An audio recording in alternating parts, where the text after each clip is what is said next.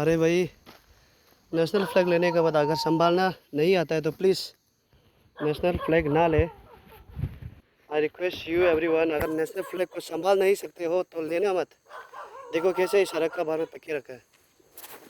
Oh my God, कौन इतना irresponsible person होता होगा।